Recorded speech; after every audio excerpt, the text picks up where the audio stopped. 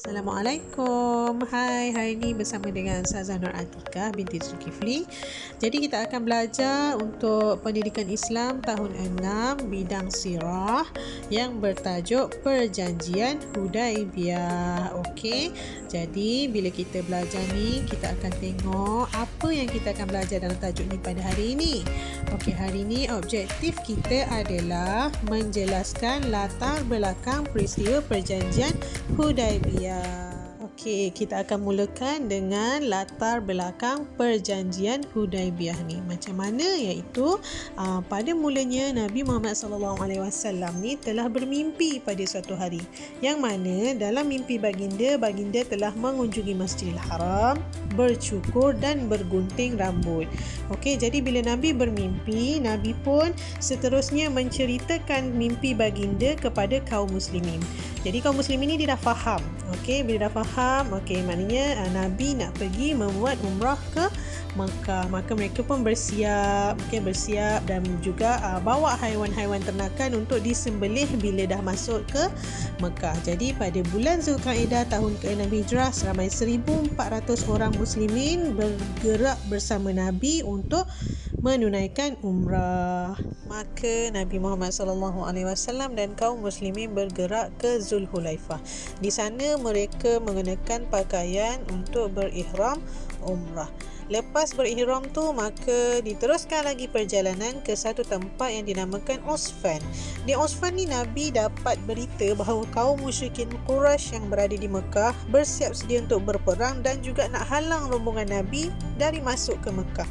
Sebab mereka sangkakan Nabi nak ke Mekah untuk berperang. Jadi untuk Nabi elakkan berjumpa dengan kaum musyrikin ni, jadi Nabi pilih jalan yang jarang dilalui untuk ke Mekah. Maka Nabi teruskan perjalanan ke satu tempat yang dinamakan Saniyatul Mirar yang berdekatan dengan Hudaibiyah. Dekat sini Nabi minta kaum muslimin untuk berhenti sebab unta baginda yang bernama Al-Qaswa tak nak teruskan perjalanan.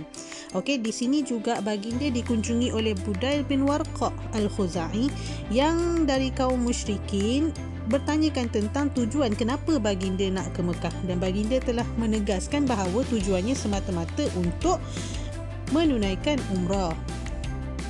Tapi kaum musyrikin ni dia tak puas hati, maka mereka hantar lagi beberapa utusan lain, antaranya Urwah bin Mas'ud. Dan Urwah ni dah diterangkan juga oleh Nabi, maka dia meyakinkan musyrikin Quraisy tentang tujuan Nabi Muhammad SAW hanyalah untuk datang umrah ke Mekah. Lepas tu sesampainya Nabi dan kaum muslimin di Hudaibiyah, Nabi mengutuskan Saidina Uthman bin Affan untuk pergi dan berunding dengan pihak musyrikin Mekah.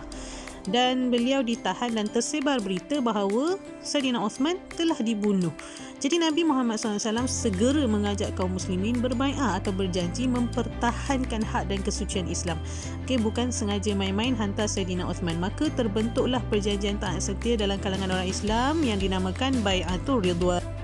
Secara tak langsung kaum muslimin dapat berita bahawa Saidina Uthman tak dibunuh. Maka apabila tersebar berita tentang Bai'atul Ridwan ni, maka pihak musyrikin merasa gerun dan takut. Mereka menganggap bahawa umat Islam ni bukan main-main. Jadi mereka segera minta perjanjian damai. Jadi Suhail bin Amru diutuskan semula untuk berunding tentang perjanjian yang dikatakan. Maka dari situlah termeterainya perjanjian Hudaibiyah secara bertulis dengan beberapa syarat yang ditetapkan oleh pihak musyrikin. Kebanyakan sahabat tak puas hati, tapi Nabi yakinkan bahawa itu adalah perintah Allah dan takkan sia-siakan mereka. Setelah termeterainya perjanjian Hudaibiyah tadi, Nabi meminta agar kaum muslimin pergi bertahallul dengan menyembelih haiwan ternakan dan juga bercukur rambut. Tapi para sahabat ni still sedih dan waktu tu diam je bila Nabi minta. Maka isteri baginda Ummu Salamah mencadangkan supaya Nabi bertahallul dulu. Bila kaum muslimin tengok Nabi bertahallul, barulah kemudiannya mereka ikut. Tapi waktu tu Nabi dan umat Islam masih belum lagi dapat masuk ke Mekah. Mereka hanya bertahallul sahaja. Demikianlah kisah bagaimana terjadinya perjanjian Hudaibiyah di antara kaum musyrikin Mekah dan juga muslimin.